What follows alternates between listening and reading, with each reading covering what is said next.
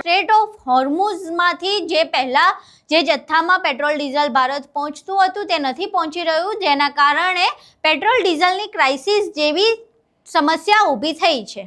હવે આખી ઘટનાને લઈને વડાપ્રધાન નરેન્દ્ર મોદીએ પણ અપીલ કરી હતી કે બને એટલું પેટ્રોલ ડીઝલ ઓછું વાપરવું જોઈએ। એ અપીલ બાદથી જે તમામ લોકો છે પેટ્રોલ ડીઝલને લઈને ખૂબ જ સાવચેત થઈ ગયા છે। એવામાં ખેડૂતોને પોતાની ખેતી કરવા માટે ટ્રેક્ટર ચલાવવું પડે છે અને ટ્રેક્ટર માટે ડીઝલ ખૂબ જ મહત્વનું છે, પરંતુ ખેડૂતોને છેલ્લા ઘણા સમયથી જોઈએ એ માત્રામાં ડીઝલ મળતું નથી। હવે આખી ઘટનાને લઈને ગોપાલ ઇટાલિયા મેદાને આવ્યા છે અને તેમણે વિરોધ પ્રદર્શન કર્યા છે। આખી ઘટના શું છે તેના વિશે વિગતે ચર્ચા કરીએ। નમસ્કાર, તમે જોઈ રહ્યા છો ચક્રવાત ન્યૂઝ, હું આપની સાથે હેમલ।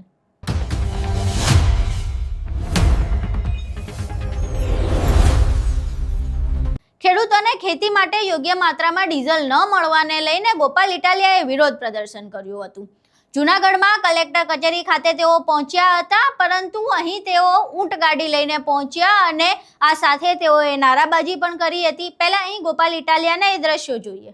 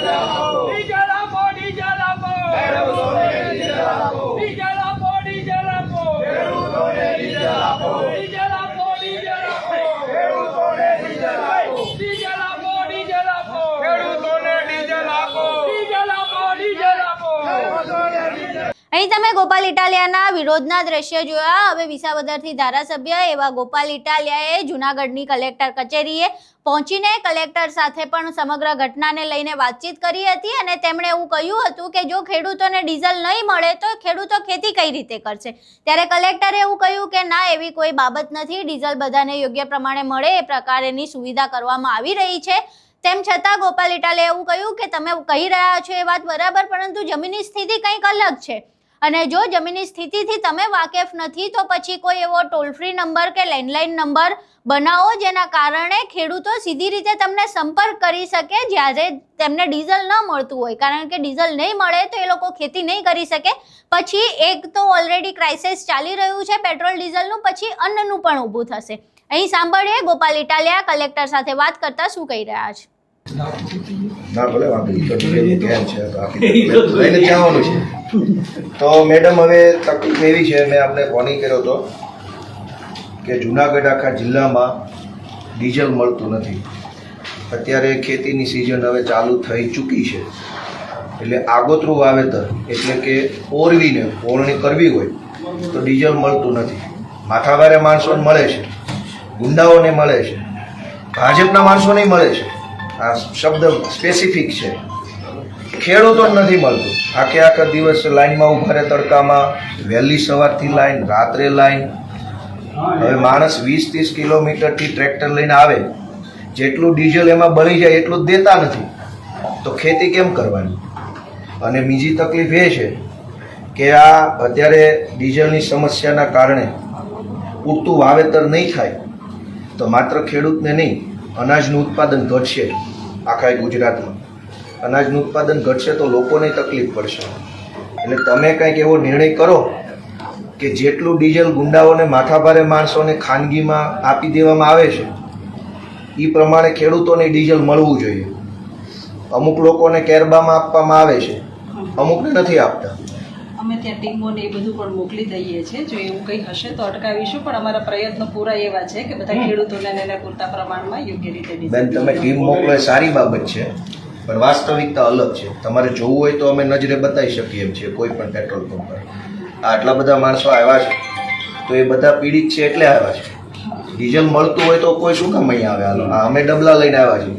ક્યાંથી ડીઝલ? મને પોતાને ધારાસભ્ય તરીકે ગઈકાલે હું પેટ્રોલ પંપ પર ગયો તો મને કે 1000 રૂપિયાનું જ આપી. મેં રિક્વેસ્ટ કરી કે ભાઈ મારે ઝઘડો નથી કરવો, હું ધારાસભ્ય છું, મારે કંઈક સરકારી કામથી જવાનું હોય, કંઈક બીજી મેટર બને તો જવું હોય તો કમસે કમ થોડુંક વધારે આપ. બહુ રિક્વેસ્ટ કરી તો 2000નું આપ્યું. મને પોતાને ગઈકાલની વાત છે, મારી પાસે પાવતી પડી છે. 2000નું ડીઝલ મારી ગાડીમાં છે.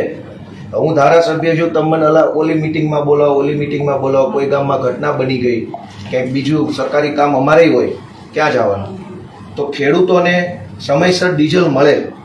અને આ કાંઈ, અને ઘણા લોકો સ્ટોક કરે છે, જેની રાજકીય પીઠબળ છે એ લોકો તો સ્ટોક કરે છે, એને તો આપણે રોકી નથી શકતા. જે સાદો સીધો માણસ છે એ નથી અત્યારે ડીઝલ મેળવી શકતા. અને આ ડીઝલની માથાકૂટના કારણે બધી જ વસ્તુ મોંઘવારી વધી છે. હમણાં છોકરાઓના એડમિશન ચાલુ થશે, ફી વધી છે એની, બસોના ટ્રકના ભાડા વધ્યા છે, એના કારણે દૂધ મોંઘું થાય છે, મોંઘવારી એટલી બધી વધી છે. તો હવે કોણ આનું નિયંત્રણ કોણ કરશે?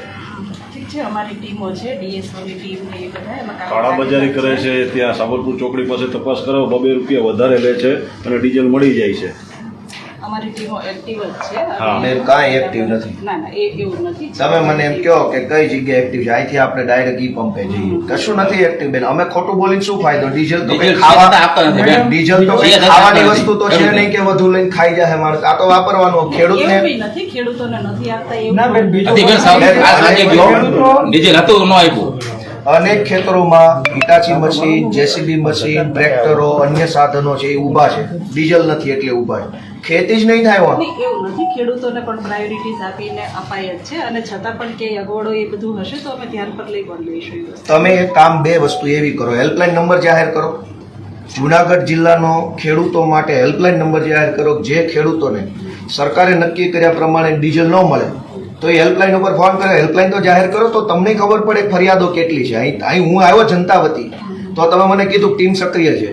ધારો કે ગ્રાઉન્ડ ઉપર ખરેખર ખેડૂતને તકલીફ પડે છે તો ફોન ક્યાં કરવાનો? નંબર તો છે નહીં. જેની પાસે અમારો નંબર હોય અમને કહે, અમે તમને કહીએ, તમે સરકારી જવાબ આપો. તો મને તમે એમ કહો કે હેલ્પલાઇન નંબર જાહેર કરો છો કે નહીં?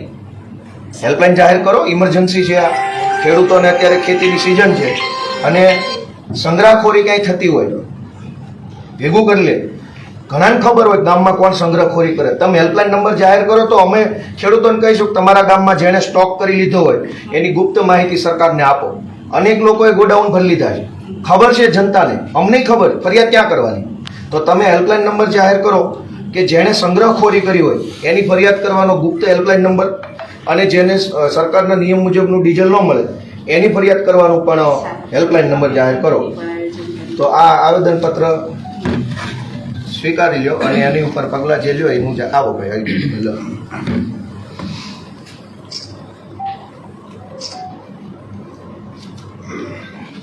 ઓકે બસ તમારી સહી. અહીં તમે ગોપાલ ઇટાલિયાની કલેક્ટર સાથેની વાતચીત જોઈએ, વિરોધ પ્રદર્શનના દ્રશ્યો પણ જોયા. ખૂબ જ અનોખી રીતે ગોપાલ ઇટાલિયાએ આખી ઘટનાને લઈને વિરોધ નોંધાવ્યો છે.